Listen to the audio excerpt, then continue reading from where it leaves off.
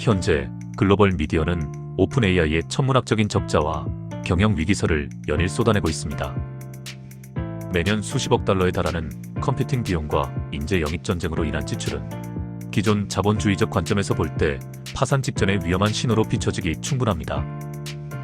하지만 이 소란의 중심에 서 있는 샘 알트먼 CEO의 행보는 기묘하리만큼 평온합니다. 그는 오픈 AI의 지분을 단 1%도 소유하지 않은 지분 0%의 경영자입니다. 통상적인 창업자들이 상장을 통해 자산 총액을 불리는데 집중하는 것과 달리 알트먼은 자신의 경제적 운명을 오픈 AI라는 법인에 결속시키지 않았습니다. 회사가 망하면 수조 원의 자산이 증발하는 다른 테크 기업의 CEO들과 달리 그는 이미 오픈 AI라는 울타리 너머에 자신의 진짜 제국을 건설해 두었습니다. 챕터 1. 오픈 AI의 재무 위기는 지능의 가치 하락을 증명한다. 이것은 단순한 리스크 관리가 아니라 미래에 대한 냉정한 통찰에서 비롯된 결과입니다. 알트먼은 이미 수차례 공식 석상과 인터뷰를 통해 강조했습니다. 결국 인공지능이 생성하는 지능의 가격은 0에 수렴할 것이다. 이 말은 곧 그가 만든 오픈 AI의 핵심 가치인 지능 자체가 미래에는 수익을 내기 힘든 흔한 공공재가 될 것임을 스스로 시인한 것입니다. 그가 지능의 가치를 0으로 상정하고 1.3조 원이라는 거대 자본을 수명 연장 기업인 레트로바이오사이언스에 베팅한 이유는 무엇일까요? 오픈 AI가 자금난에 허덕이는 와중에도 알트먼 개인은 왜 수명 연장이라는 전혀 다른 차원의 하드웨어에 자신의 모든 자원을 집중하고 있는 것일까요? 오늘은 시스템의 소모품이 아닌 시스템의 설계자로 살아남기 위한 샘 알트먼의 차가운 멘탈 전략과 비대칭적 자산 배분 원칙을 정밀하게 분석합니다. 챕터 2. 지능의 인플레이션. 왜 똑똑함은 더 이상 무기가 되지 않는가? 과거 인류 문명에서 지능은 가장 비싼 자원이었습니다. 복잡한 연산을 수행하고 전략을 짜고 독창적인 창작물을 만들어내는 능력은 인류 중에서도 극소수의 인재만이 보유한 고부가 가치 자산이었습니다. 전통적인 교육 시스템과 사회적 계급은 바로 이 인지적 우월성을 바탕으로 견고하게 유지되어 왔습니다. 하지만 샘 알트먼이 설계하고 있는 세상에서 지능은 전기나 수돗물처럼 수도꼭지만 틀면 어디서나 나오는 공공재가 되고 있습니다. 지능이 희소성을 잃고 흔해지는 지능의 인플레이션 시대가 도래한 것입니다. 알트먼이 지능의 가치 하락을 확신하는 첫 번째 이유는 한계 비용의 붕괴입니다. 인간의 지능을 복제하거나 교육하는 데는 수십 년의 시간과 막대한 비용이 소요되지만 AI가 스스로를 학습시키고 코드를 개선하는 단계에 진입하면 추가적인 지능을 생산하는 데 드는 비용은 기하급수적으로 낮아집니다.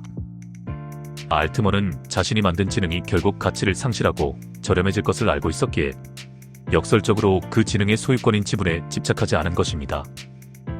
그에게 오픈 AI는 지능이라는 인프라를 전 세계에 깔기 위한 도구일 뿐 그 자체가 최종적인 목적지가 아니었습니다.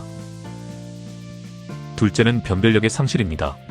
모든 이가 주머니 속에 초지능을 비서로 두는 세상에서 누가 더 똑똑한가는 더 이상 계급을 가르는 유의미한 기준이 되지 못합니다. 누구나 1등의 지식을 실시간으로 대여할 수 있는 환경에서는 기존의 학벌이나 지식의 양은 그 가치가 급격히 희석됩니다. 알트먼은 이 지능의 평준화 이후에 올 진짜 희소자원이 무엇인지 남들보다 한 발 앞서 정의했습니다. 지능이 공짜가 되어버린 폐허 위에서 무엇이 인간을 다시 차별화할 것인가에 대한 그의 대답은 바로 수명 연장이었습니다. 챕터 3. 포스트 오픈 AI. 지능 이후의 권력, 시간과 생명. 샘 알트먼이 오픈 AI의 파산 위기설이라는 소음 속에서도 레트로 바이오사이언스에 천문학적인 자금을 쏟아붓는 이유는 명확합니다.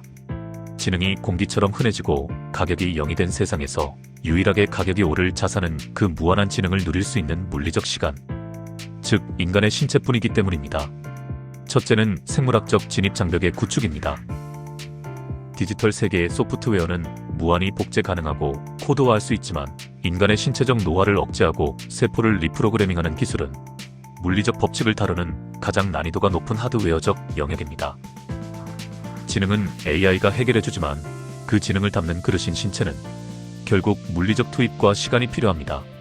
알트먼은 지능이라는 범용 도구를 레버리지로 활용해 인류가 가장 갈망하게 될 생명 연장이라는 독점적 가치를 선점하려 합니다. 둘째는 자산의 디커플링 전략입니다. 오픈 AI는 인류 전체의 지능 수준을 높이는 사회적 인프라로 소모되거나 재무적 어려움을 겪을 수 있지만 그 과정에서 얻은 기술적 성과와 데이터는 알트먼 개인의 영구적인 자산인 바이오와 에너지 분야로 이미 이식되고 있습니다. 회사가 망해도 그가 추구하는 기술적 정수는 이미 그의 개인 포트폴리오인 수명 연장과 무한 에너지로 옮겨가 있습니다. 그는 오픈 AI라는 엔진을 이용해 자신의 진짜 목적지인 생명 권력의 대륙으로 이동하고 있는 셈입니다. 챕터 4. 제3의 선택. 당신의 지능을 무엇과 교환할 것인가? 알트먼의 이러한 행보는 우리에게 중대한 질문을 던집니다. 당신은 지금 당장 사라질 유통기한 있는 가치에 매달리고 있습니까? 아니면 지능의 시대 이후에도 영원히 축적될 가치를 설계하고 있습니까? 쇼크모먼이 제안하는 전략은 다음과 같습니다. 1. 본체의 가치에 투자하십시오.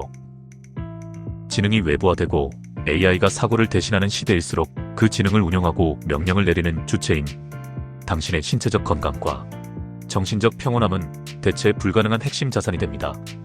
기계가 똑똑해질수록 인간에게 남는 마지막 경쟁력은 지치지 않는 체력과 맑은 정신이라는 하드웨어의 성능입니다. 2. 소유가 아닌 제어에 집중하십시오. 알트먼은 오픈 AI의 지분을 단 1%도 소유하지 않고도 그 강력한 지능 시스템을 완벽하게 제어하며 자신의 미래 자산인 레트로바이오 사이언스를 키워냈습니다. 특정 조직의 소유권이나 부품으로서의 위치에 집착하기보다 당신만의 시스템을 만들고 제어하는 설계자의 마인드셋을 장착하십시오. 3. 시간의 복리 효과를 물리적으로 확보하십시오. 수명 연장은 단순히 오래 사는 건강법이 아닙니다. 당신의 지적 성취와 경험 데이터가 노쇠로 인해 증발하지 않고 수십 년, 수백 년간 복리로 쌓일 수 있는 시간적 토대를 만드는 일입니다. 남들이 눈앞의 실적에 일희일비할 때 당신은 100년 이상의 시야로 인생의 타임라인을 재구성해야 합니다. 챕터 5. 생물학적 독점권의 탄생.